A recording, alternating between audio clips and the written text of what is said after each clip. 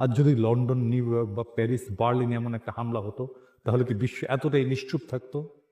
যদি প্যারিসের শিশুদের উপরে বোমা ফেলা হতো, তাহলে কি জাতিসংঘ শুধু নিন্দা প্রকাশ করত?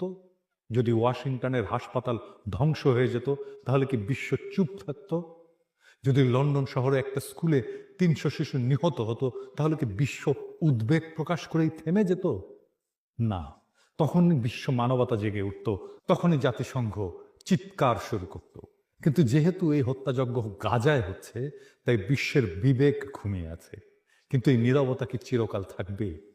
একজন বাবা তার মৃত সন্তানের নিথর দেহের পাশে বসে আছেন।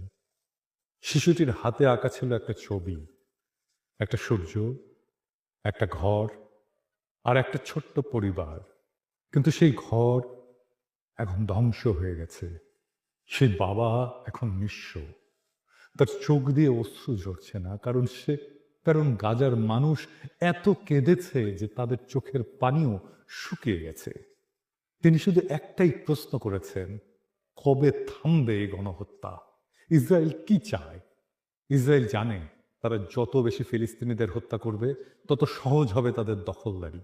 প্রথমে তারা ফিলিস্তিনিদের জমি কেড়ে নিল, তারপর তাদের ঘরবাড়ি ধ্বংস করলো, তারপর তাদের খাদ্য পানি বন্ধ করলো। এখন তারা একে একে হত্যা করছে, যাতে কেউ বেঁচে না থাকে। এটা ধ্বংসের একটা পরিকল্পিত নীতি। এটাকেই বলে এথনিক ক্লিনজিং। ফিলিস্তিন মুক্ত না হলে মানবতা মুক্ত নয়।